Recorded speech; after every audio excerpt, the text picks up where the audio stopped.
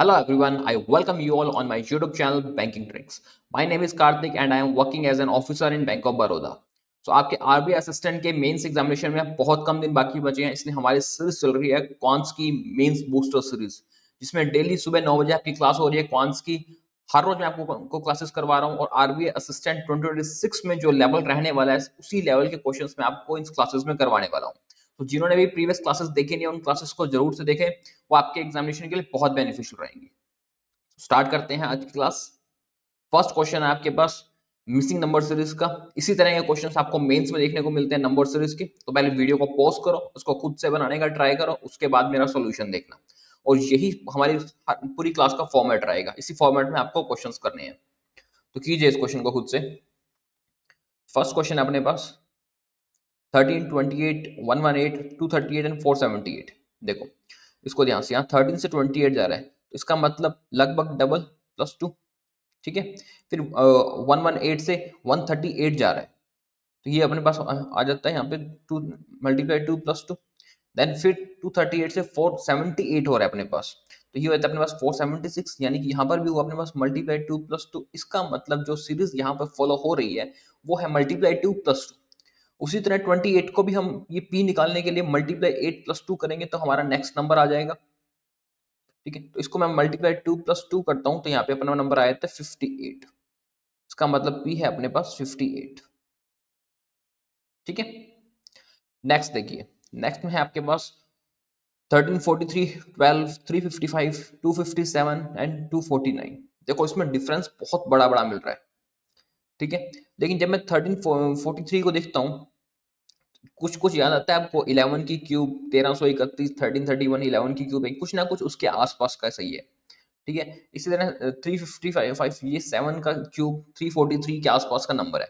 तो कुछ इसमें क्यूब के से रिलेटेड हुआ है ऐसा देखने में लगता है, पर पहले इसका डिफरेंस निकालते हैं क्योंकि डायरेक्ट तो किसी से मल्टीप्लाई डिवाइड हो नहीं रहा है। तो इसका डिफरेंस देखते हैं अपने क्या मिलता है अपने को। यहाँ देखते हैं, सबसे पहले डिफरेंस देखते हैं। ये बनता है अपना 1331, 11 का क्यूब।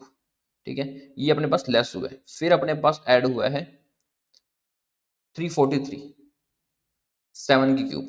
पहले 11 की क्यूब से लेस हुआ, फिर 7 की क्यूब से ऐड हुआ। उसके बाद अपने पास एक ये डिफरेंस और अपने को यहाँ देखने को मिल जाएगा।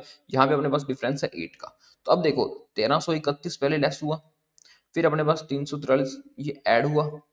ठीक है, देन फिर अपने को ये बाद में लेस मिल रहा है। दो डिफरेंस बीच में और आएंगे अपने, पहले माइनस हुआ फिर प्लस, फिर माइनस, देन प्लस हुआ होगा एंड फिर माइनस हुआ होगा। ठीक है, पहले अपने पास 11 की क्यूब से माइनस हुआ, फिर 7 की क्यूब, क्यूब आई एंड 2 की क्यूब आई। इसका मतलब कहीं ना कहीं ये प्राइम नंबर से खेल रहा है और एक बार प्लस कर रहा है एक बार माइनस कर रहा है। इसका मतलब यहाँ पे जो आएगा वो प्राइम नंबर आएगा। 7 के पहला कौन सा प्राइम नंबर आता है? 5। 5 की क्यूब 125, यानी कि 125 को माइनस किया गया अपने पास नंबर निकालने के लिए। तो मैं 355 में जब 125 को लेस कर देता हूँ तो अपने पास वैल्यू आ जाती है क्यू की। ठीक है, तो ये अपने पास वैल्यू मिल जाती है अपने को 230। ठीक है, क्यू भी हो गया। अब चलते हैं आर पे। देखो आर के बारे में हमें क्या कहा गया? 24, 51, 91, 144, 210। इसमें भी डिफरेंस कोई बहुत बड़ा नहीं दिख रहा है, आसपास का सही डिफरेंस दिख रहा है। तो यहाँ पे जब मैं डिफरेंस देखता हूँ तो यहाँ डिफरेंस मिलता है मेरे को 27, देन डिफरेंस मिल जाता है मेरे को 40, फिर अपने पास डिफरेंस मिलता है यहाँ पे 53, और जो फिर डिफरेंस देखने को मिलता है अपने पास वो मिलता है अपने को 66। 27, 40, 53, 16। वैसे तो अपने को भी कोई ये बन नहीं रहा, कोई मल्टीप्लाई नहीं बन रहा। अगर मैं इसमें डबल डिफरेंस देखूं तभी कुछ समझ आएगा, उससे पहले तो समझ नहीं आ रहा।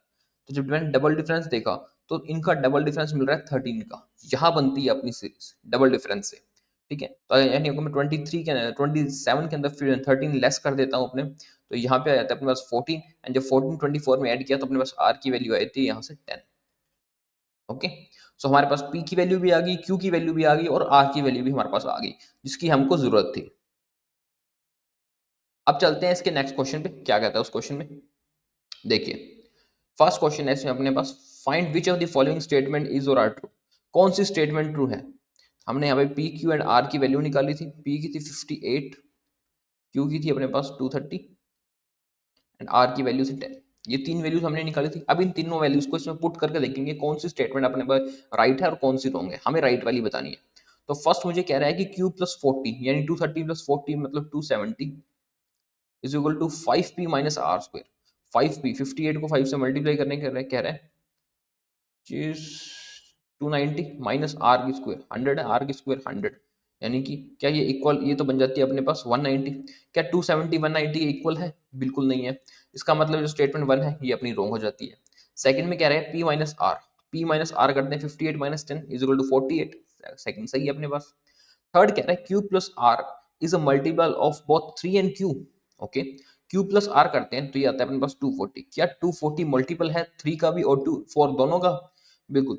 देखो ये 3 से भी डिवाइड होता है 4 से भी डिवाइड होता है, इसका मतलब ये दोनों का मल्टीपल है, सो 3 भी अपने पास राइट है, तो इसमें हमारा आंसर हो जाएगा both 2 and 3 only. Okay, only 2 and 3 correct. समझ आया आपको? चलिए इसके नेक्स्ट क्वेश्चन पे चलिए।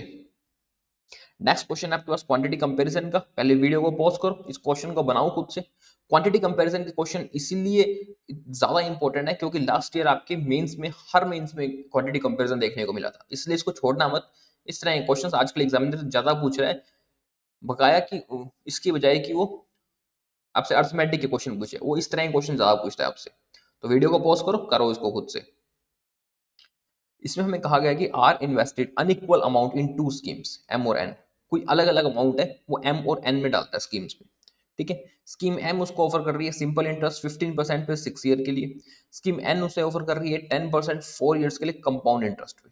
ठीक है, interest received from scheme N और एन से जो उसको इंटरेस्ट मिला है वो भी हमें दे रखे हैं। देन ही invested rupees Y in simple interest 20% से, ठीक है, 3 ईयर्स के लिए, और ऑब्टेन उसको इंटरेस्ट मिलता है 3996। यानी कि ये कह रहा है कि रियो ने कुछ इन्वेस्टमेंट किया स्कीम एम और स्कीम एन ने, एक सिंपल इंटरेस्ट एक कंपाउंड इंटरेस्ट, उसके जो इंटरेस्ट मिलता है वो हमें वेरिएबल में दे रखा है वाई के वेरिएबल में। फिर ये कहता है कि वो वाई रुपीस ही इन्वेस्ट करता है किसी सिंपल इंटरेस्ट में 20% से 3 साल के लिए, जिसपे उसको इंटरेस्ट मिलता है 3996। ठीक है, तो यहीं से क्वेश्चन को स्टार्ट करते हैं। पहले वाई की वैल्यू निकालते हैं, तो ये कह रहा है कि वाई से सिंपल इंटरेस्ट में इन्वेस्ट किया उसने 20% पे 3 ईयर्स के लिए, इसका जो उसको इंटरेस्ट मिला वो मिला 3996। ठीक है, ये आ जाएगा अपने पास 1/5, 3 से इसको काट लेते हैं तो ये आता है अपने पास। ठीक है, तो y की वैल्यू यहाँ से आ जाएगी अपने पास 6660, ये आई थी y की वैल्यू। ठीक है, ये तो अपने पास y की वैल्यू निकली। अब उस चलते हैं शुरू में उसने क्या कहा था।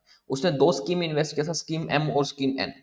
स्कीम एम और स्कीम एन में उसने इन्वेस्ट किया था, डिफरेंट डिफरेंट अमाउंट इन्वेस्ट की थी। स्कीम एम में जो उसने इन्वेस्ट किया था 15% 6 ईयर के लिए, यानी कि 90% पे मान लेते हैं स्कीम एम में जो इन्वेस्ट किया था। ठीक है, 15 × 6। स्कीम एन में उसने इन्वेस्ट किया था 10% 4 ईयर के लिए। अब इसको ध्यान से देखो, 10% 4 ईयर के लिए। कंपाउंड इंटरेस्ट क्या होता है? इंटरेस्ट के ऊपर इंटरेस्ट होता है। जैसे हम इसका 2 ईयर्स का निकालते हैं, 10 पे 10 कर देते हैं 20, प्लस इंटरेस्ट पे भी इंटरेस्ट 10 × 10, तो अपने पास आया था 21। ठीक है, ये इस तरह तो अपने 2 साल का निकालते हैं। अब मैं आपको बताता हूँ उस पर 4 साल का इंटरेस्ट भी किस तरह से निकालते हैं। ठीक है, इस पे देखो 10 और ऐड कर लेते हैं तो इसमें आता है 31 प्लस 21 मल्टीप्लाई 10/100, क्योंकि उस पर भी इंटरेस्ट लगेगा अपने पास। तो ये आया था अपने पास 2.1, इसमें और ऐड कर देते हैं तो ये इंटरेस्ट निकलता है 31.1। ये हो गया 3 साल का। अब इस पे निकालते हैं 4 साल का, वैसे ही 10 और ऐड कर देंगे इसमें 43.1 प्लस इसमें ऐड करेंगे 33.1 मल्टीप्लाई 10/100। ठीक है, तो ये इसमें ऐड और हो जाएंगे प्लस 3.31, तो 4 साल का इंटरेस्ट इसमें अपने पास आ जाएगा 46.41। तो एन ने जो इन्वेस्ट किया, ये मैंने आपको इंटरेस्ट निकालना बताया, जिस तरह से हमने इसका टोटल इंटरेस्ट निकाल दिया सिंपल का, ठीक है, मल्टीप्लाई करके ईयर से, उसी तरह हमारे को कंपाउंड इंटरेस्ट में मिल जाएगा। एन पे 46.41% का इन्वेस्ट किया। ठीक है, अब ये देखो, अब उसके बाद इसने क्या रखा था कि the interest received from scheme M, scheme M से जो उसको इंटरेस्ट मिला था वो मिला था वाई, और एन से मिला था वाई माइनस 2090। ठीक है, स्कीम एम से इंटरेस्ट मिला था, क्या इन्वेस्टमेंट क्या थी एम की, ये अभी तक हमको नहीं पता है। पहली चीज, इन्वेस्टमेंट नहीं पता हमको एम की क्या थी। मान लेते हैं इसके एम की इन्वेस्टमेंट थी अपने पास 100x, एन की इन्वेस्टमेंट थी अपने पास 100y, अज्यूम कर लेते हैं। तो जो एम से इंटरेस्ट मिला वो मिला है वाई, और वाई की वैल्यू हमने निकाल ली थी। ठीक है, और एन से जो इंटरेस्ट मिला अपने को वो मिला था y-2019, और y की वैल्यू थी अपने पास 6660 -2019, यह आ जाएगा अपने पास इंटरेस्ट। ठीक है, इतना इंटरेस्ट मिल गया अपने को एन से 4641। अब देख लेते हैं, हमको फाइंड करना है अमाउंट इन्वेस्टेड बाय एम और एन, यानी कि इस 100x और 100y की वैल्यू हमको फाइंड करनी है। ठीक है, सिंपल है, कर लेते हैं इसको वैल्यू। वही 100 से तो 100 यहीं कट जाएगा, तो x की वैल्यू कितनी आ जाएगी यहाँ पे, यहाँ x की वैल्यू आ जाएगी 666 डिवाइड बाई 90, ये कट जाएगा। यहाँ पे x की वैल्यू आती है अपने पास 963, 9 36 74। तो हमको वैल्यू फाइंड करनी थी 100x की, तो 100x की वैल्यू यानी कि m की ने कितना इन्वेस्ट किया था, इसने m ने इन्वेस्ट किया 7400, क्वांटिटी 1 आ गया अपने पास 7400। अब इसी तरह क्वांटिटी 2 निकाल लेते हैं। तो क्वांटिटी 2 था अपने पास 100x 100y sorry multiply 46.41 upon 100, और इसका इंटरेस्ट आया था हमारा 4641। 100 से 100 कट जाएगा, ठीक है, 4641 से 4641 का काट देते हैं, तो y की वैल्यू आ जाएगी अपने पास 100, और हमें फाइंड करनी थी 100y की वैल्यू, तो 100y की वैल्यू आ जाएगी अपने पास 10,000। तो यानी n ने कितना इन्वेस्ट किया था 10,000। क्वांटिटी 1 अपने पास 7400, क्वांटिटी 2 10,000, यानी quantity 1 is less than quantity 2। Option number C is our right answer. Okay, बताओ कैसा लगा क्वेश्चन। इसी तरह क्वेश्चन आपको देखने को मिलेंगे आप एग्जामिनेशन में, थोड़े से कैलकुलेटिव होंगे, आपको करने पड़ेंगे, मेंस का लेवल है, थोड़ा सा अच्छे लेवल पे क्वेश्चंस जाएंगे। ओके, चलिए नेक्स्ट क्वेश्चन पे, वीडियो को पॉज करें, इस क्वेश्चन को बनाएं खुद से। इसमें हमें क्या रखा है कि time taken by Mani alone to complete a work in 16 minute more than that of Suresh, and ratio of efficiency दे रखी है मानी और सुरेश की 2:3। ओके, चलिए इसको करते हैं।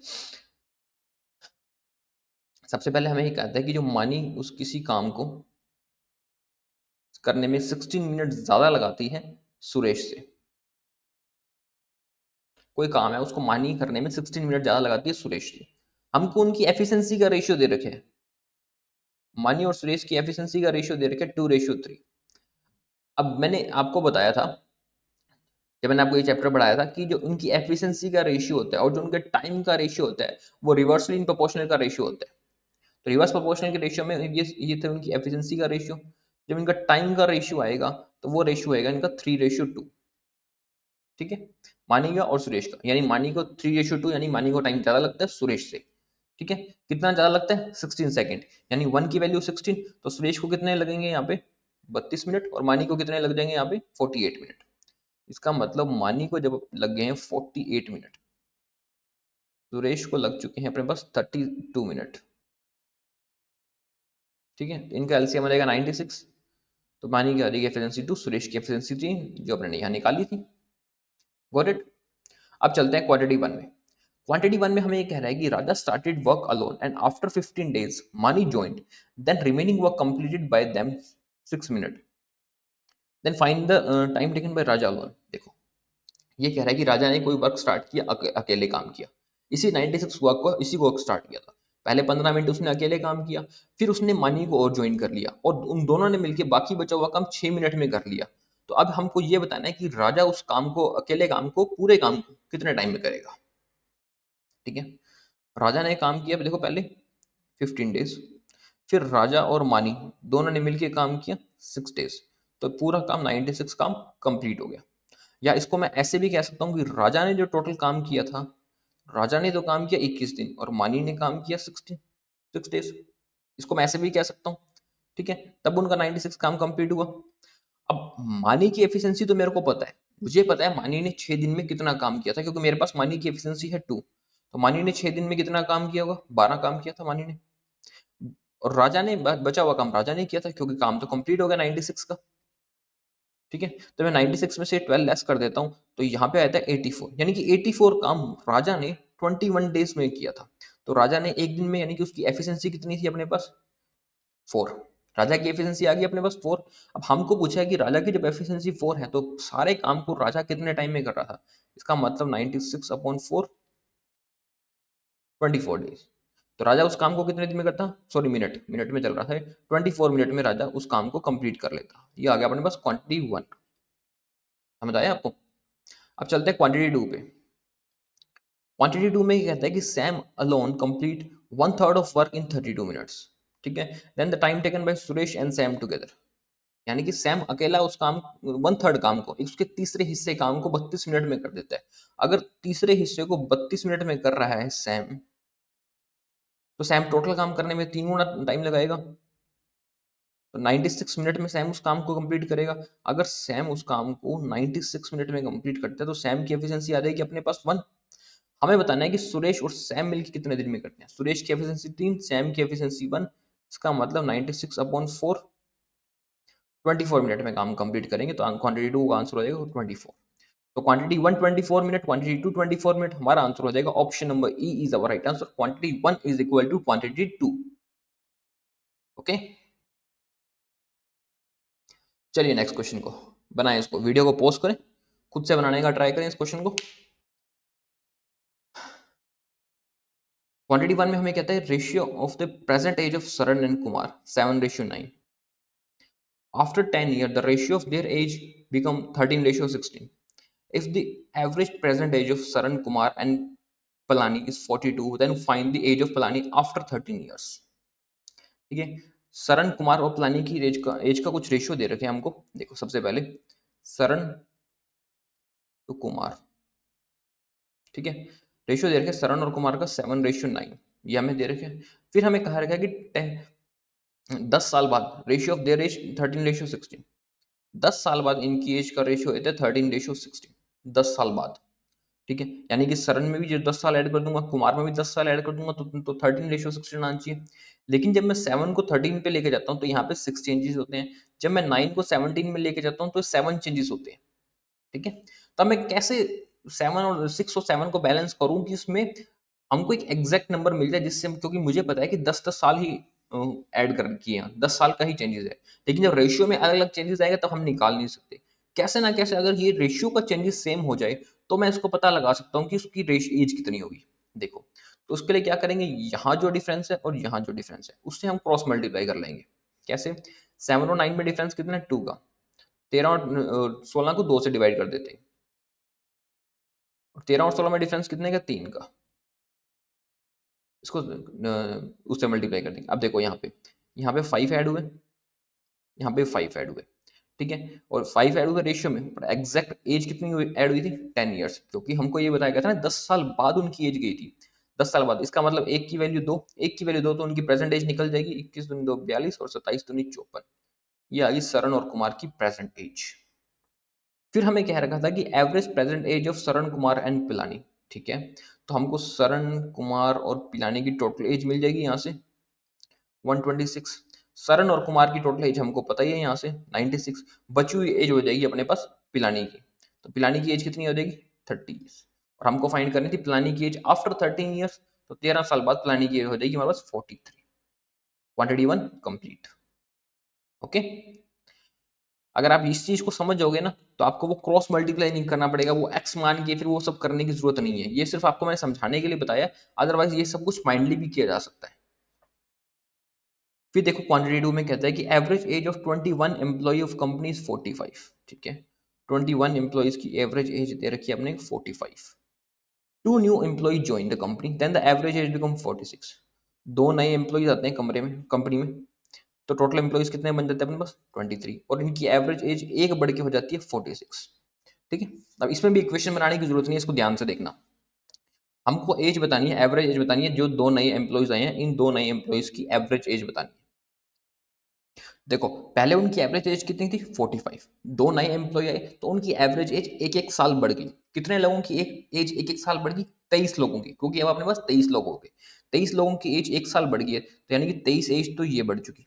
ठीक है, पहले एज थी 45 तो अपने पास पहले थी दो लोगों की एज कितनी हो जाएगी 90 हो जाएगी, तो 23 प्लस 90 ये हो जाएगा अपने पास, यानी कि 113। ये दो लोगों की एज आ गई अपने पास। ठीक है, अब हमको इसकी एवरेज एज निकालनी थी, तो इसकी एवरेज एज हो जाएगी अपने पास 56.5। तो हम ये निकल जाएगी अपनी एवरेज एज क्वांटिटी 2 56.5, यानी quantity 1 is less than quantity 2।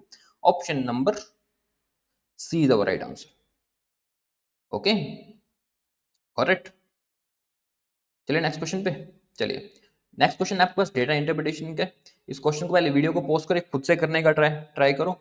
जितना भी अमाउंट निकाल सकते हो वो सारी अमाउंट्स आप इसमें से निकालो, फिर इसके क्वेश्चन भी चलेंगे। पहले खुद से निकालने का ट्राई करो सारी अमाउंट, फिर चलेंगे आगे।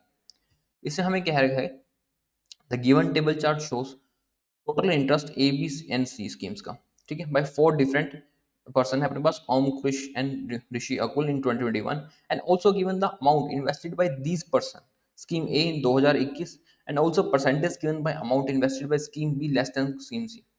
मैं आपको समझाता हूँ सिंपल में। हमें क्या रखा है, टोटल अमाउंट दे रखे हैं कुछ पर्सन्स का, ठीक है, जो उन्होंने 3 अलग अलग स्कीम्स में इन्वेस्ट किया था, scheme A B and C. Scheme A का कुछ डेटा दे रखे हैं, स्कीम बी में इन्वेस्टमेंट स्कीम सी के इन्वेस्टमेंट से कितना कम है वो हमें परसेंटेज बता रखे हैं, ठीक है। मिसिंग वैल्यू दी है आपके पास, जितनी वैल्यूज मिसिंग है, जितनी वैल्यूज आप निकाल सकते हैं वो वैल्यू खुद से निकालो, ओके। तो इसमें हमें दे रखे टोटल का दे रखा है, ए का दे रखा है, बी और सी का मैं यहाँ बना लेता हूँ एक, स्कीम बी और स्कीम बी में जो इन्वेस्ट किया था वो यहाँ बना लेते हैं। सबसे पहले हमें क्या रखे, note 1, average amount invested bye 4 person in all 3 scheme, यानी कि इन चारों पर्सन ने मिलकर इन तीनों स्कीम्स में कितना लगाया था उसका एवरेज दे रखा है। तो एवरेज से हमको टोटल मिल जाएगा, ठीक है। तो टोटल मिल जाएगा अपने पास, यहाँ आ जाएगा 1,20,000 रुपये। इन चारों पर्सन ने मिलकर तीनों स्कीम्स के अंदर लगाया था 1,20,000 रुपये, ठीक है। स्कीम ए में देखो क्या रखे, ओम, ओम के मैंने टोटल इन्वेस्ट किया था 42,000, जिसमें से स्कीम ए में इन्वेस्ट कर दिया था उसने 15,000, तो उसने स्कीम ए के अंदर इन्वेस्ट कर दिया था, यानी कि बचा हुआ पैसा स्कीम बी और सी में जाएगा, कितना बचेगा, 27,000 बचेगा। उसमें ये कह रहा है कि स्कीम बी का 50% लेस है स्कीम सी से, यानी कि स्कीम बी में वो इन्वेस्ट करेगा 9,000, स्कीम सी में इन्वेस्ट करेगा 18,000, ठीक है। इतना समझ आ गया आपको। अब चलते हैं आगे, और किसके बारे में बता रखे हमको, स्कीम कृष के बारे में बता रखे, हाँ। फिर हमें बता रखे sum of the amount invested by Om and Krish in scheme C. Om और कृष की स्कीम सी का इन्वेस्टमेंट है 25,000, और ओम का स्कीम सी का इन्वेस्टमेंट हमने निकाल लिया 18,000, तो कृष का निकल जाएगा अपने पास, स्कीम सी का कृष का निकल जाएगा 7,000, ठीक है। अब हमें कृष में बता रखा था कि जो कृष का परसेंटेज है वो 28.57 लेस है। 28.57 क्या होता है, ये होता है अपने पास 2/7, ठीक है। ये आपको फ्रैक्शंस जरूर पता होने चाहिए, वरना 28.57 निकालते रह जाओगे वहां पे। 2/7 लेस है अपने पास, 2/7 लेस है तो मतलब है कितना हमारे पास, 5/7, किसका, स्कीम सी का। स्कीम सी में है 7,000, तो स्कीम बी में आ जाएगा अपने पास 5,000, ठीक है। तो कृष का आ रहा है अपने पास 8,000 स्कीम ए में, स्कीम बी में है 5,000, स्कीम सी में है अपने पास 7,000, टोटल हो जाएगा अपने पास 20,000। तो कृषि का भी आ गया टोटल अपने पास 20,000, ठीक है। फिर हमें कहा गया कि टोटल अमाउंट इन्वेस्टेड बाय ओम, अच्छा अब यहाँ से टोटल भी मिल जाएगा अपने पास 42, 20 और 32, ठीक है। तो ये बन जाएगा अपने पास 94,000, तो बचा हुआ हो जाएगा अपने पास 26,000 आ जाएगा अकुल का, टोटल इन्वेस्टमेंट आ गया 26,000 अकुल का।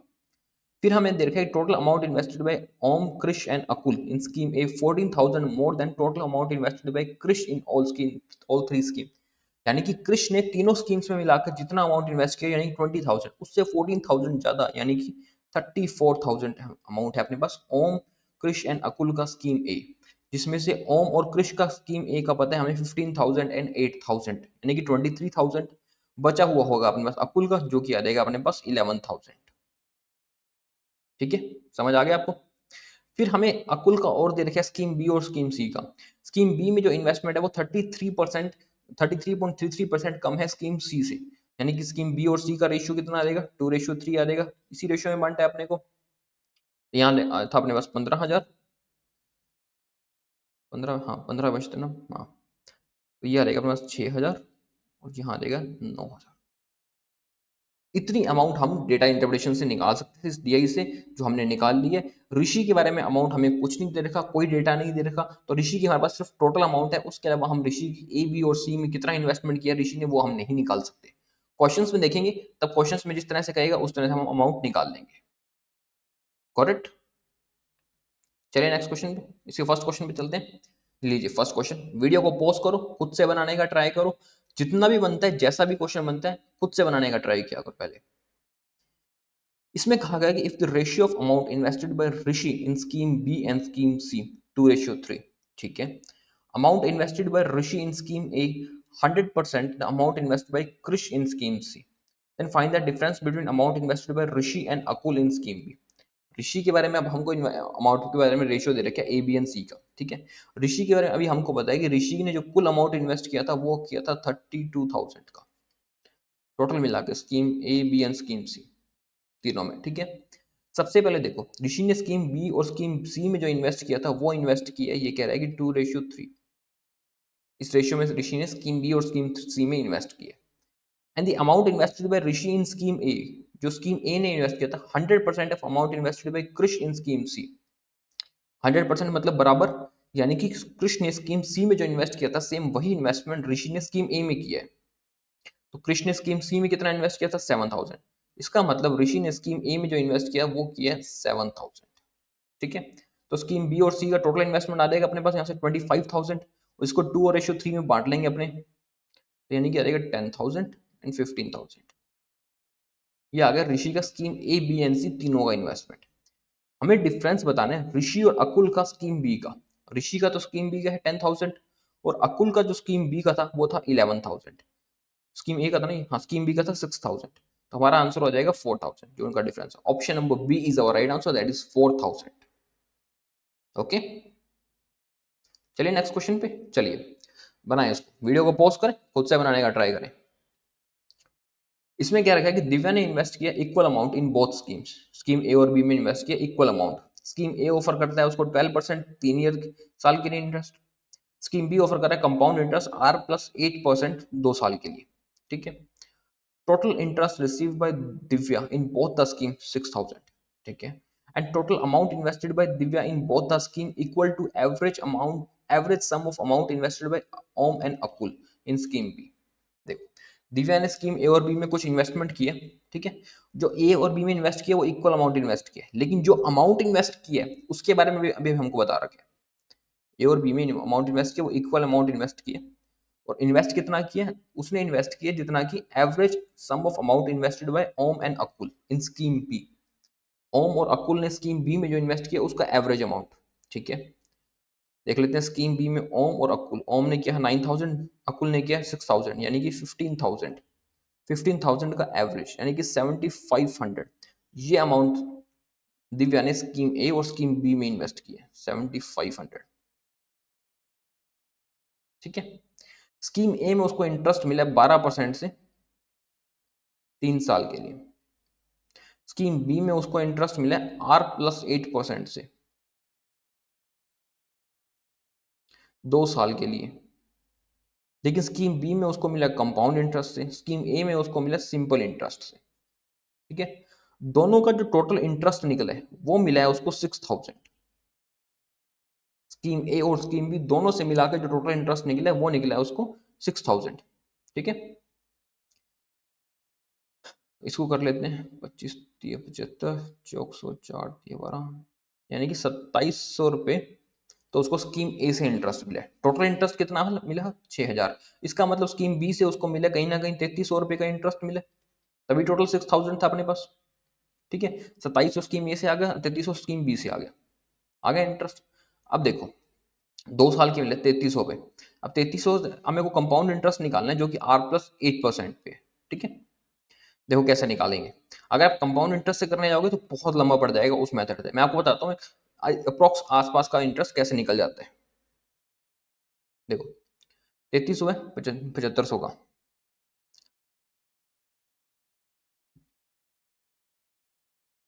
कितने परसेंट बन जाता है ये अपने को, ये बनता है अपने पास 3 4 11 44%, ठीक है। 44% बन जाता है, ये है 2 साल का, ठीक है। तो 1 साल का कितना आ जाएगा, लगभग 22% आ जाएगा। अब इसके अंदर अपने को 8% और भी ऐड किया हुआ था हमने, ठीक है। जब इसमें से 8 और लेस कर लेते हैं तो ये मिल जाता है अपने को लगभग 14-15% का, ठीक है। लगभग 14, तो उसी के आसपास का हमको इंटरेस्ट मिल जाता है। तो आर की वैल्यू उसके आसपास कौन सी मिल जाती है 12। Option number C is our right answer.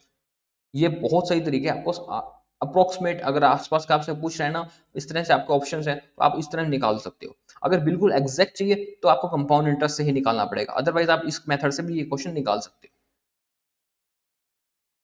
Okay, चलिए नेक्स्ट क्वेश्चन पे, वीडियो को पॉज करें, बनाएं इस क्वेश्चन को खुद से। इसमें हमें कहा गया कि if the amount invested by Priya in scheme A 6/13 of total amount invested by Akul in 3 schemes, ठीक है, and ratio of amount invested by Priya in scheme B to scheme C दे रखे 9:7. Total amount invested by Priya and Krish in all three schemes m plus 6400 and m respectively. Find the amount invested by Priya in scheme C. ठीक है, प्रिया के बारे में बात करते हैं. प्रिया ने कुछ अमाउंट इन्वेस्ट किया स्कीम ए में. 6/13 अमाउंट है जो टोटल अमाउंट इन्वेस्टेड बाई जो अकुल ने तीनों स्कीम्स में मिला के इन्वेस्ट किया. ठीक है, तो अकुल ने जो तीनों स्कीम्स में मिला के इन्वेस्ट किया था वो था 26,000. तो यानी कि 26,000 का 6/13 या देगा 12,000 रुपये. 12,000 रुपये इन्वेस्ट किए प्रिया ने स्कीम ए में. ठीक है, फिर कहता है कि the ratio of amount invested by Priya in scheme B और स्कीम सी. तो स्कीम बी और सी का जो प्रिया का इन्वेस्टमेंट है उसका रेशियो दे रखे हैं हमको 9:7. Okay, and total amount invested by Priya and Krish in all three scheme. तीनों स्कीम से मिला के जो प्रिया ने इन्वेस्ट किया वो किया अपने पास m plus 6400. ठीक है, और जो कृष्ण ने तीनों स्कीम्स में मिला के किए वो किए अपने पास m. प्रिया का तो टोटल तीनों स्कीम्स का मेरे पास नहीं है अभी अमाउंट, लेकिन कृष्ण ने तीनों स्कीम्स में कितना इन्वेस्ट किया, जो ये कह रहा है कि m वेरिएबल में इन्वेस्ट किया. कृष्ण का मेरे को पता है कि तीनों स्कीम्स में मिला के कितना इन्वेस्ट किया था. कृष्ण ने इन्वेस्ट किया था 20,000. इसका मतलब m की वैल्यू है अपने पास 20,000. जब m की वैल्यू 20,000 है तो हमको यहाँ से पता चल जाएगा कि प्रिया ने कितना इन्वेस्ट किया था, क्योंकि प्रिया ने इन्वेस्ट किया था m plus 6400.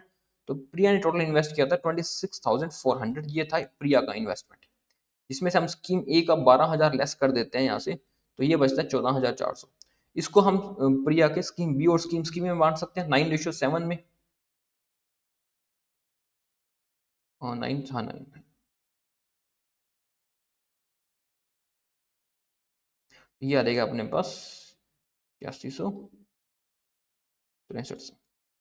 ठीक है, ये आ गया प्रिया का स्कीम बी और स्कीम सी का इन्वेस्टमेंट. हमको अमाउंट इन्वेस्ट करने ही प्रिया के स्कीम सी में कितना इन्वेस्ट किया था 6,300 इन्वेस्ट किया था. Option number B is our right answer, that is 6,300 जो प्रिया का स्कीम सी में इन्वेस्टमेंट था. ओके, चलिए नेक्स्ट क्वेश्चन पे. वीडियो को पॉज करो और इस क्वेश्चन को खुद से बनाने का ट्राई करो. कैसलेट डीआई है. कैसलेट डीआई आपको एग्जामिनेशन में जरूर देखने को मिलेगी, इसलिए इसको ध्यान से करो, जितना हो सके करने का ट्राई किया करो, छोड़ा मत करो क्वेश्चन को. इसमें हमें क्या है कि 4 शॉप्स हैं अपने पास. ठीक है, W, X, Y and Z solve करते हैं सर्टेन नंबर ऑफ क्वेश्चंस. ठीक है, दो टाइप के क्वेश्चन है अपने पास, कॉटन है और लिनन के क्वेश्चन है. दो क्वेश्चन है and total number of question solve in shop X and Y दे रखे हैं हमको. चलिए पहले इसका एक टेबल ही साथ साथ बनाते चलते हैं. W, X, Y and Z. ठीक है, 4 शॉप्स हैं अपने पास और दो तरह के क्वेश्चन सॉल्व करते हैं अपने इसमें. ठीक है, कॉटन एंड लिनन.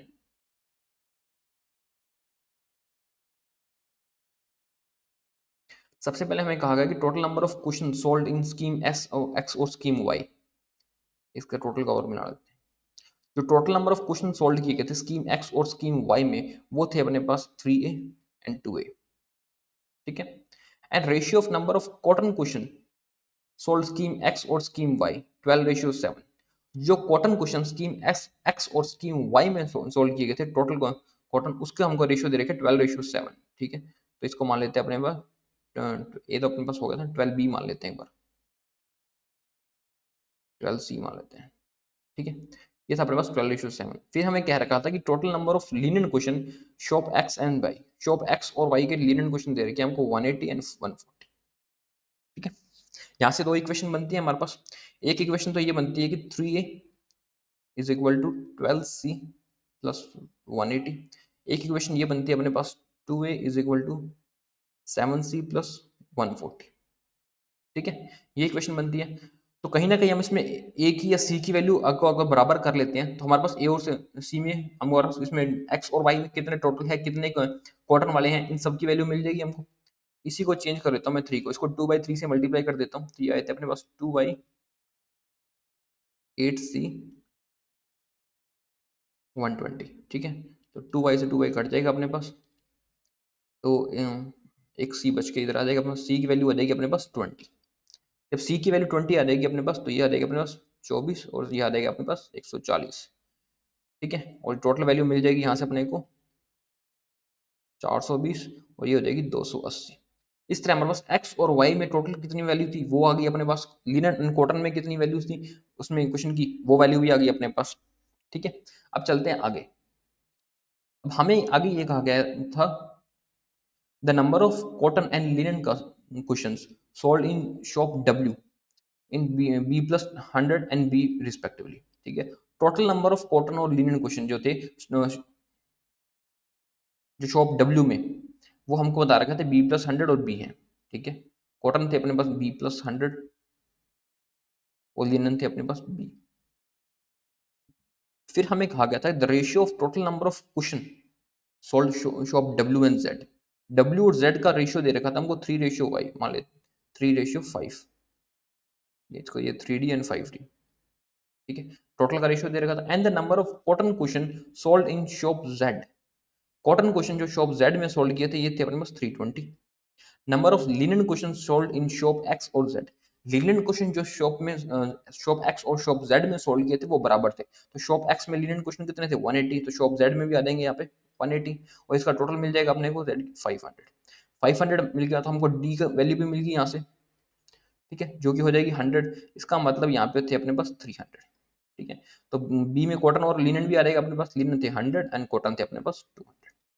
सारी वैल्यूज अपने पास निकल चुकी है, जितनी वैल्यू भी हमको चाहिए थी हमने सारी वैल्यूज निकाल ली हैं। अब चलते हैं हम इसे क्वेश्चन पे, क्वेश्चन में क्या पूछते हैं उसको देखते हैं। चलिए, क्वेश्चन में कहता है कि if shop W the selling price of each cotton and each linen cushion is m plus 212 and m respectively, then and the total number of amount received 1,16,800, then find the selling price of linen cushion। तो W के linen question की selling price बतानी है। ठीक है, हमने M की value क्या कहीं पे निकाली थी, देखो इसमें कहीं M की वैल्यू दे रखी थी हमको, M की वैल्यू तो नहीं दे रखी थी ना, नहीं नहीं M की वैल्यू तो निकालेंगे। तो हाँ, सेलिंग प्राइस के लिए हमको W के जो थे कॉटन और लिनन वो चाहिए अपने को, तो W के अंदर अपने पास कॉटन थे 200, लिनन थे 100, यानी कॉटन तो थे 200 और लिनन थे अपने पास W में 100। ठीक है, और जो हमको सेलिंग प्राइस दे रखा था कॉटन का, वो कॉटन का सेलिंग प्राइस था M प्लस 212 और लिनन का सेलिंग प्राइस था M, और इनको ऐड करके जो टोटल मिला था हमको पता है 1,16,800। ठीक है, तो यानी यहाँ से मिल जाएगा अपने पास 200 M और 100 M वो हो जाएगा 300 M plus 824 double zero is equal to 116800। ठीक है, यहाँ इसको लेस कर देते हैं यहाँ से 42400 को, तो ये वैल्यू अपने पास मिल जाती है 7440। ये वैल्यू हो जाएगी अपने पास 300 M की। M की वैल्यू यहाँ से अपने पास मिल जाएगी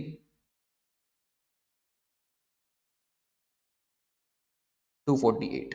हमको M की वैल्यू और हमको फाइंड करना है the selling price of linen question. तो लिनन की वैल्यू थी अपने पास M, तो M की वैल्यू आ गई 248। Option number A is our right answer, that is 248। Okay, चलिए नेक्स्ट में इसको वीडियो को पॉज करें और खुद से बनाने का ट्राई करें। इसमें क्या रखा था कि if the total number of questions cotton और linen solve in shop A. ठीक है, टोटल नंबर ऑफ क्वेश्चन दे रखे हैं शॉप ए के अंदर 5B minus 120 and ratio of number of cotton questions sold in shop Y and shop A 7:13, then the number of linen questions sold in shop X is what percent more than the linen questions sold in shop A। ठीक है, total number of question जो थे cotton और linen shop ए के अंदर, shop A में जो total हैं वो है अपने पास 5B minus 120। बी की वैल्यू अब हमने निकाली थी यहाँ पे, जो बी हमको दे रखा था ये रहा बी। बी की वैल्यू थी अपने पास 100, यानी जो इसके टोटल नंबर क्वेश्चन हो जाएंगे वो होंगे हमारे पास 500 minus 120 यानी कि 380। ये थे इसके अपने पास टोटल नंबर ऑफ क्वेश्चन। ठीक है, उसके बाद हमें क्या रखा था कि the ratio of number of cotton question shop Y और शॉप ए में, वाई और ए में कॉटन क्वेश्चन का रेशियो दे रखा था 7:13। ठीक है, तो इसका निकाल लेते हैं। वाई में कॉटन क्वेश्चन कितने थे अपने पास, वाई के अंदर कॉटन क्वेश्चन थे 140, यानी कि 140.7 इंटू 13 यानी कि 260। ये 260 आ जाएंगे एक एक कॉटन क्वेश्चन। ठीक है, तो इसके लिनन क्वेश्चन भी मिल जाएंगे हमको यहाँ से 120 हो जाएंगे इसके लिनन, ये थे कॉटन एंड लिनन शॉप ए के। फिर हमें कहा गया था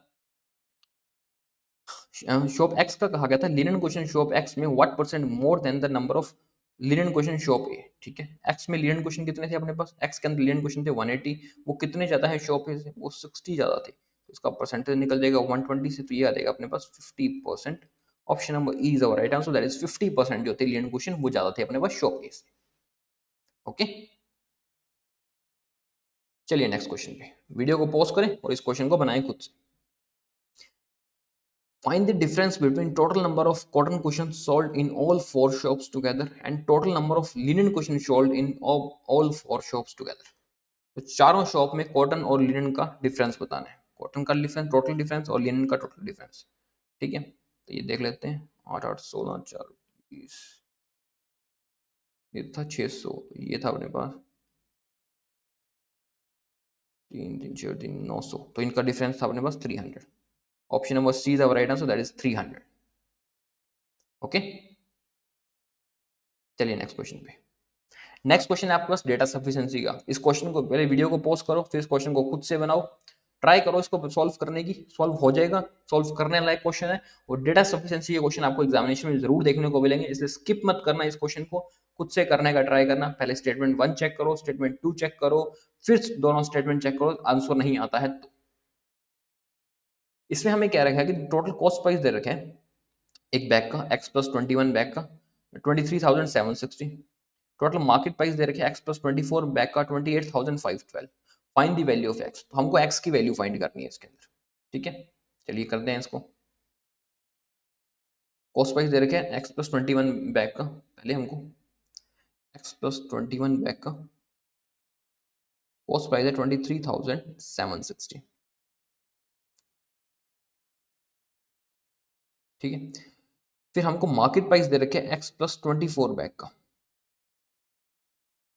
मार्केट प्राइस दे रखे हैं 28,512, और हमको वैल्यू फाइंड करनी है एक्स की, ठीक है। स्टेटमेंट 1 से देखते हैं। स्टेटमेंट 1 हमें कह रहा है कि selling price x plus 21 bag का है 24,750। एक्स प्लस 21 बैग का जो सेलिंग प्राइस है ये हमें कह रहा है कि ये है अपने पास 24,750, ठीक है। एंड द कॉस्ट प्राइस जो है वाई प्लस 10 बैग का 21,600, ठीक है। वाई प्लस 21 बैग का जो कॉस्ट प्राइस है हमें वो कह रहा है 21,600। देखो y से तो कोई लेना देना ही नहीं है इसके अंदर अभी तक अपने को, ठीक है, क्योंकि y का कहीं x के साथ कुछ है ही नहीं, तो y वाली तो बात ही खत्म हो जाती है। क्या हमको अगर x प्लस 21 का सेलिंग प्राइस दे रखा है, x प्लस 21 का कॉस्ट प्राइस दे रखा है, तो क्या x की वैल्यू मिल सकती है यहाँ से? इस बात का जवाब दो। क्या हमको इससे x की वैल्यू मिल सकती है जब हमको x प्लस 21 का सेलिंग प्राइस और कॉस्ट प्राइस दे रखा है? तो देखो, जब हमें दे रखा है कॉस्ट प्राइस है एक्स प्लस 21 का 23,760 और एक्स प्लस 21 का सेलिंग प्राइस है 24,750, हम इससे एक्स की वैल्यू नहीं निकाल सकते। क्यों नहीं निकाल सकते?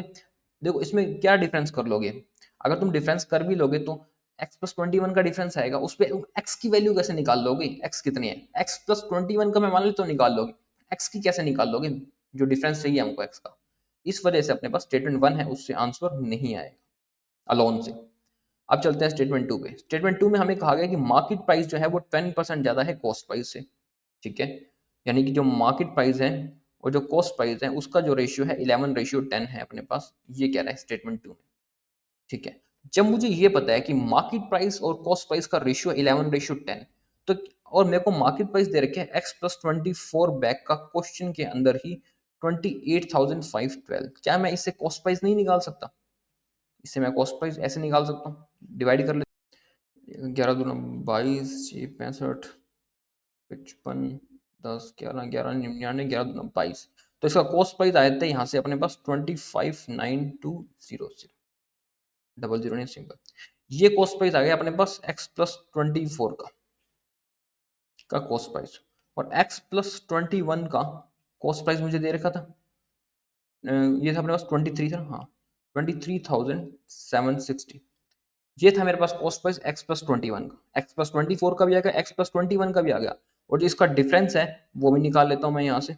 ये डिफरेंस आया था अपने पास 2160, इसका मतलब चेंजेस कितने हुए? 3 बैग में चेंजेस हुए, 3 बैग का कॉस्ट प्राइस है 2160, तो एक बैग का कॉस्ट प्राइस कितना हो जाएगा? 720। एक बैग का कॉस्ट प्राइस कितना हो जाएगा? 720 रुपए हो जाएगा एक बैग का कॉस्ट प्राइस, ठीक है। जब मेरे को एक बैग का कॉस्ट प्राइस पता है और एक्स प्लस 21 बैग का कॉस्ट प्राइस पता है, और x प्लस 21 में से अगर मैं देखो 21 बैग का तो कॉस्ट प्राइस मुझे पता चल गया इंटू 720, ये आ गया 21 का। ठीक है, इसको निकाल भी देता हूँ।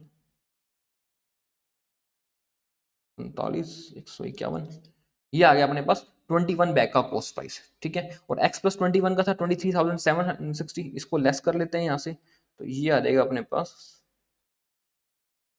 8640 एक्स का बैक का कॉस्ट प्राइस। जब एक्स बैक का कॉस्ट प्राइस मिल गया 8640, तो मैं टोटल में से डिवाइड करूंगा तो एक्स की वैल्यू भी निकल जाएगी कि कितने बैग थे अपने पास। समझ गया आपको? तो यानी स्टेटमेंट टू से तो हमारे पास एक्स की वैल्यू मिल रही है, तो हमारा आंसर हो जाएगा statement to alone is sufficient and statement one alone is not sufficient. ये हो जाएगा statement to alone, data statement to alone, option number two is the right answer. चलिए, सो बोट ए और बी दोनों मिलकर कोई डिस्टेंस कवर करते हैं 120 किलोमीटर इन सेम स्ट्रीम, मतलब एक ही रिवर में है तभी सेम स्ट्रीम है अपने पास।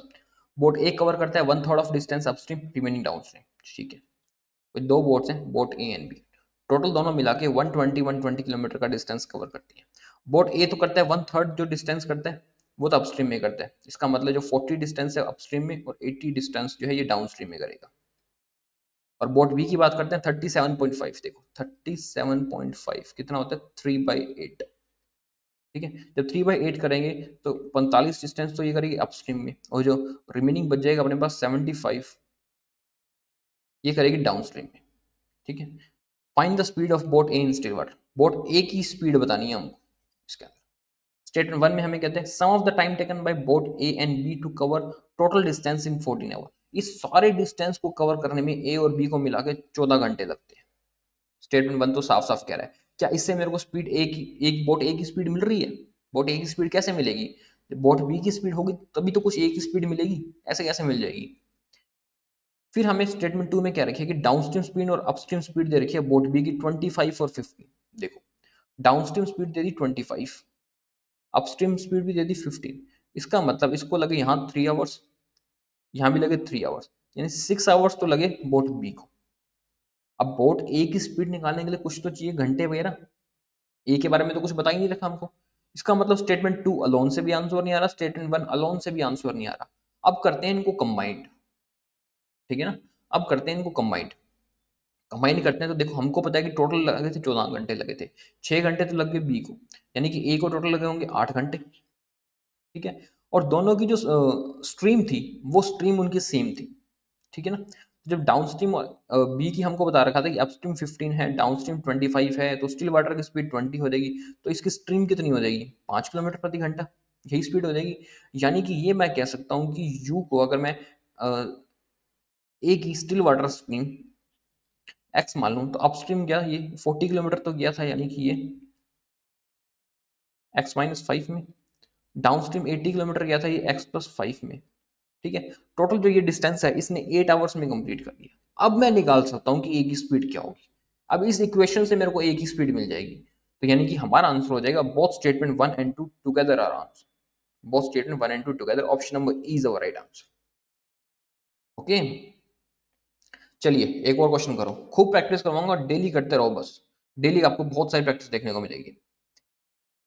Wait of Noah and Adam दे रखे हैं X K G and x+16 kg respectively, find the weight of Liam, हमको लियम का वेट फाइंड करना है। देखो, नोहा का दे रखे हैं, एडम का वेट दे रखे हैं, लियम का वेट फाइंड करना है। Average weight of Noah Liam and David है 60 kg, यानी कि नोहा लियम और डेविड का टोटल वेट हो जाएगा 180 kg। ठीक है, रेशियो ऑफ वेट दे रखे हैं डेविड और एडम का 5:4। एवरेज वेट दे रखे हैं नोहा और लियम का, यानी कि नोहा और लियम का टोटल वेट है अपने पास 100 kg। हमें फाइंड करना था वेट ऑफ लियम, लियम का वेट फाइंड करना है आपको। क्या मैं देखो लियम का वेट फाइंड कर सकता हूँ यहाँ से? देखो, नोहा एडम और नोहा लियम और एडम का टोटल वेट है 180, नोहा और लियम का वेट है 100, तो एडम का वेट आ जाएगा अपने पास 80। जब एडम का वेट आया, डेविड का वेट आएगा 80, तो एडम का वेट भी आ जाएगा अपने पास, डेविड का 80 आता है ना, हाँ, एडम का वेट भी आ जाएगा 64। ठीक है, एडम का वेट 64 आ गया, डेविड का इसमें से अपने 80 आ गया, तो क्या मैं इसमें से हमको फाइंड करना है लियम का वेट, तो लियम के वेट के लिए तो मेरे को नोहा का वेट चाहिए, तब मेरे को लियम का वेट मिलेगा।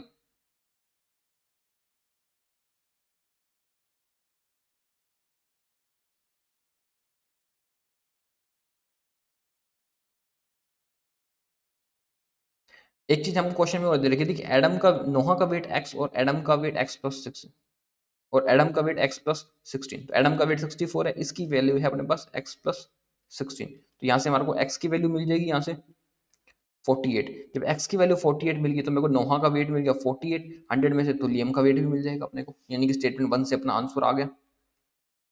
अब चलते हैं स्टेटमेंट 2 पे। स्टेटमेंट 2 में हमें कहा गया कि ratio of weight of Noah, Liam और एडम। ठीक है, नोहा, लियम और एडम का रेशियो दे रखे हैं हमको 12:13:16। ये हमको रेशियो दे रखे हैं नोहा, लियम और एडम के रेट का, की वेट का। ठीक है, और नोहा और एडम के वेट में डिफरेंस बता रखे हैं हमको x और x प्लस 16, यानी कि नोहा और एडम के वेट में जो डिफरेंस है अपने को वो ये डिफरेंस है 16, यानी कि 4 की वैल्यू है 16, तो एक की वैल्यू आ जाएगी 4। इससे मेरे को फाइंड हो जाएगा लियम का वेट। ठीक है, सबका रेशियो, इससे लियम का वेट भी फाइंड हो जाएगा, यानी स्टेटमेंट 2 से भी हमारा आंसर आ रहा है। तो हमारा आंसर हो जाएगा स्टेटमेंट 1 अलोन, इधर स्टेटमेंट 1 अलोन और statement 2 alone is sufficient. Okay okay, that's all for today. I hope आपको सेशन अच्छा लगा हो, अच्छा लगा तो प्लीज वीडियो को लाइक कर देना, चैनल को सब्सक्राइब कर देना, एंड डेली ऐसे क्वेश्चंस की प्रैक्टिस होती है तो क्लासेस को जरूर देखा करो। That's all for today, thank you.